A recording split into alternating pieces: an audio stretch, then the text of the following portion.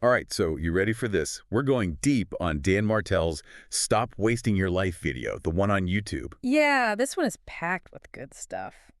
Whether you're, looking for some motivation or practical tips or just kind of want to understand how a millionaire thinks, Uh-huh. I think there's something here for everyone. I think what's so interesting is how Markel kind of flips the script. He doesn't just tell you to go out and do stuff. Right. It's more about like what to stop doing to get to that success. Yeah, like he's clearing the path. Yeah, exactly. Clearing the path before you even start running. Yeah, and he really dives into 7 specific things he quit to, be successful. And they're not like these typical, like, hustle harder, work more kind of things. Yeah. They're a little more subtle, like the habits and mindsets we all kind of struggle with. It's those subtle things that trip us up. Yeah. We all have those negative people or distractions or comparing ourselves to others. Oh, totally. And that's actually where he starts. Like, point number Okay. 1 is all about the people you surround yourself with. He even calls them energy vampires. Yeah, I like that. It's a good way to put it. Yeah. So he tells this story about a childhood friend who only ever called him when he needed something. Like always taking, never giving. Yeah, never celebrating successes, never offering support. And it made me think, like, wow, how draining can those one-sided relationships be? Yeah, it's not good. So he actually recommends doing a friendventory. Like taking stock, right? Yeah, like who are you spending time with? Do they inspire you? Do they challenge you? Or do you walk away feeling drained? Exactly. Yeah. And I think it's not about cutting people out of your life, like, ruthlessly. Yeah, you don't have to be mean. Yeah, but more about understanding how much your environment impacts you. You absorb the energy of the people around you. Totally. It's so important. I've definitely noticed how, like, negative people just completely tank my productivity. Yeah. Like, even my mood. Oh, yeah. It's contagious, Yeah. almost. But the opposite is true, too, Like when you're around positive people, supportive people, it's like their energy fuels you. It's like you were saying earlier, clearing the path for growth. Exactly. And speaking of, choosing who you let influence you, his second point is all about advice. Oh, this is a good one. He says, don't ask for advice from people who haven't done what you want to do. So true. And then he tells this hilarious story about getting workout advice at the gym. From someone not exactly in shape. Yeah. Which, I mean, it's funny, but it makes you think, right? It's got a point, for sure. Like, seek guidance for the people who've actually been there and done that. Like walked the path. Yeah. Like, he even says, don't take business advice from an unsuccessful coach or relationship advice from Elon Musk. Oh my gosh, I love that. That's so good. Yeah. But it makes you think, are you getting advice from the people who are living the kind of life you want? That's the real question. Now, shifting gears a bit, his third point is all about blame. And this one really hit home for me, how he used to blame everything and everyone for his situation. Oh yeah, it's so easy to fall into that trap. It is, like blaming traffic when you're late or someone else for a missed opportunity. Like, it feels like it takes the pressure off, but does it really? He says it robbed him of his power to actually change things. Right. Because when you're pointing fingers, you're giving up control. Yeah, and he uses this great cooking analogy to explain it. If your meal doesn't turn out, blaming the ingredients won't magically fix it. You got to take responsibility. You got to own the process to learn from it, to improve, right? It's a good reminder that while we can't always control what happens to us, we can control how we respond. It's like going from feeling like a victim to becoming like the chef of your own life. Yes. And speaking of taking control, his fourth point might seem a little counterintuitive at first. It's about opportunity. Don't say yes to everything. Right. Yeah.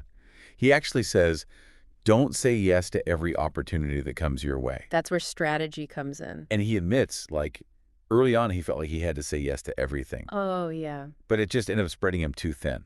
Makes sense. And then the results were mediocre and his relationships were strained. Because he was so overcommitted. Yeah. So he learned that sometimes saying no to distractions is actually saying yes to your real goals. He uses this like really good analogy of a backpack, like you keep stuffing it full of stuff and eventually it's too heavy to carry. It's like that with our commitments. Oh, yeah. We got to be right. really choosy or we'll just burn ourselves out. So it's a good question to ask yourself, like, what opportunities are you holding on to that are actually like weighing you down? Yeah, what can you let go of? And that leads into his next point, which I think we can all relate to. It's about devices. Yeah. Like our phones. He's really big on not letting your phone control you. He tells this story about a guy in his King's Club program. Um, the guy realized his phone was his biggest obstacle.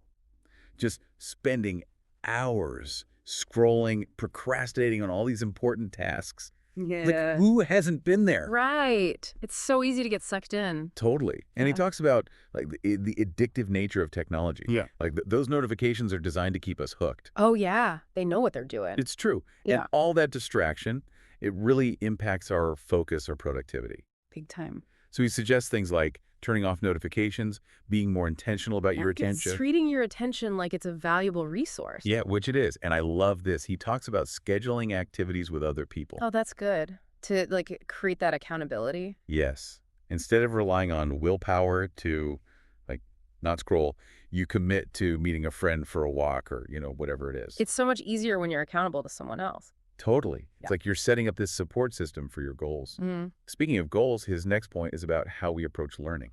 Yeah. But it might sound kind of unexpected.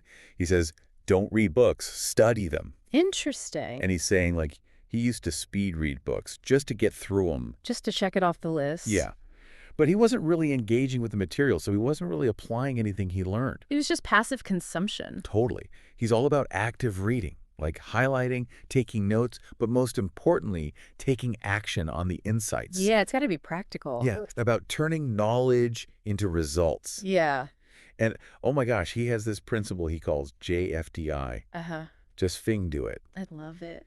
It's about overcoming procrastination and actually implementing what you learn. Yeah, because we can read all the self-help books, but if we don't actually use them, what's the point? Exactly. It's about bridging that gap between knowledge and action. And he makes this great point. One of the best ways to solidify learning is to actually teach it to someone else. Oh, that's so true. Like when you explain something to someone else, you have to really understand it. It forces you to process it on a deeper level. Yeah, and like that saying, the best way to learn is to teach. So if you read a book and it resonates with you, share it with a friend. Yeah. You'll both benefit. Okay, now we come to his seventh and final point. This is a big one. It's about comparison. He's really adamant about not comparing yourself to anyone but yourself. It's so hard, though, in today's world. It is, especially with Uh-huh. social media. Everyone's always showing their highlight reel. It's easy to feel like you're not enough. Yeah, I've been there. But he makes a good point. Comparison just robs you of your joy. Totally. It makes you focus on what you lack instead of appreciating what you have. Yeah, and it takes you out of the present moment, and prevents you from appreciating your own unique journey. And we all have our own unique journey. We do. And he uses this analogy. I love it. He talks about Spotify playlists. Okay. Comparing yourself to someone else is like ignoring your own taste in music and forcing yourself to listen to their playlist. I get it. It's like recognize that you have your own rhythm, your own preferences, your own path. Trying to fit into someone else's mold is just a recipe for frustration. Absolutely. So instead of comparing, focus on creating your own playlist, so to speak. That's a good way to put it. Celebrate your wins, embrace your quirks, and remember that your journey is yours. It's about shifting from that scarcity and competition mindset to one of abundance and self-acceptance. It's powerful stuff. It is, but it's something you have to actively practice every single day. Because it's easy to fall back into those old habits. It is. So just, make that conscious effort to celebrate your strengths, appreciate your progress, and focus on the things that make you uniquely you. And remember, you are enough, just as you are. That's such a good reminder. What strikes me about this whole deep dive is that his message goes beyond achieving goals. It's about cultivating inner peace and fulfillment. It's a holistic approach. It is. It's about living with integrity, making a positive impact. And finding meaning in what you do. Yes. No matter what your income is or your status. Exactly. So let's circle back to something we talked about earlier. The impact of our environment. It's so true. The people we surround ourselves with can really lift us up or drag us down. There's that saying, you're the average of the 5 people you spend the most time with. I love that. We absorb their beliefs, their habits, whether we realize it or not. So true. If you're hanging out with negative people who are always complaining, you're going to start doing the same thing. Yeah. But if you're with positive, ambitious, supportive people, their energy will rub off on you. Totally. You'll start to see more possibilities, feel more motivated. And it's not just about who you're physically with. It's also the content you consume. Oh, yeah. Books, podcasts, social media. It's like we got to declutter our digital environment too. Definitely. Unfollow those accounts that make you feel bad. Unsubscribe from those emails that aren't helpful. Limit the news, the social media that just stresses you out. Exactly. And be intentional about what you do consume. Follow thought leaders. Listen to inspiring podcasts. Read books that fuel your passion. Create an environment that supports you. And speaking of support, we can't forget about the importance of taking action. It's easy to get stuck in the learning, consuming phase without actually doing anything. We think reading a book or listening to a podcast is going to magically change our lives, Right. but knowledge without action is useless. It's true. Martell is all about that JFDI principle. Love that. Just stop overthinking, stop procrastinating, and take that first step. He says he used to struggle with this too. He'd read all these books and go to these seminars, but not actually do anything. It's a common trap. It is. But then he realized it's not about knowing everything, it's about doing something. Even if it's a small step. Yeah. That action creates momentum. It builds your confidence and leads to results. And that's what ultimately matters. It does. It's not about being perfect. It's about making progress. And action doesn't have to be this huge, overwhelming thing. Yeah, it can be simple. It can. Like setting a timer for 10 minutes and tackling one tiny task you've been putting off. Or reaching out to someone you admire. Yeah. Or finally signing up for that course you've been thinking about. Exactly. Just break it down into manageable steps and start moving. One step at a time. And remember, it's okay to fail. Oh, yeah. Failure is often a part of the process. That's how we learn and grow. Embrace the messiness of it, the imperfections, and just keep moving. And don't be afraid to ask for help. A mentor, a coach, a friend. Yeah, it makes a difference. It's like that saying, if you want to go fast, go alone. If you want to go far, go together. I love that.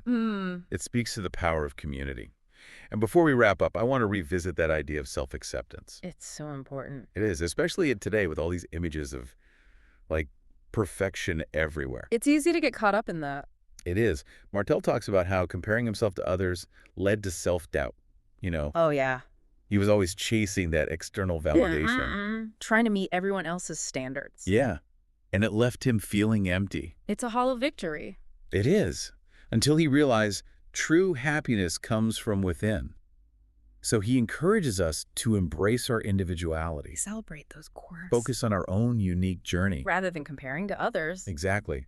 And remember his Spotify playlist analogy. Yeah. Comparing yourself is like listening to someone else's playlist. And ignoring your own taste. It's about recognizing that we each have our own path. We do. And trying to force yourself into someone else's mold just leads to frustration. So curate your own playlist.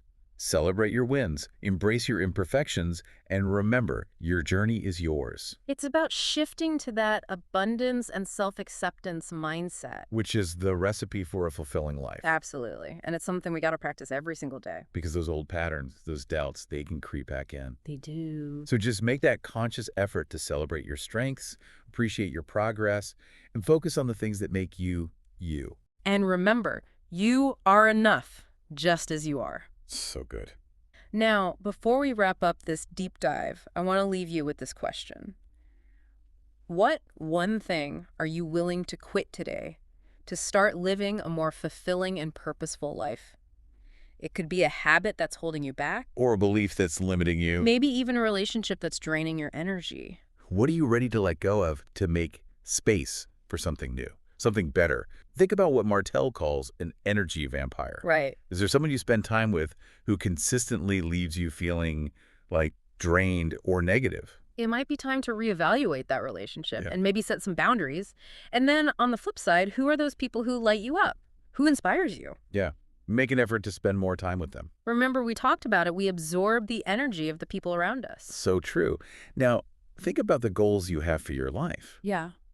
Are you seeking advice from people who have already achieved those things? Or are you getting advice from people who haven't reached that level of success yet? Remember what Martell said. Don't ask for advice from people who haven't done what you want to do. It's funny, but so true. It is. And think about your sources of information, too.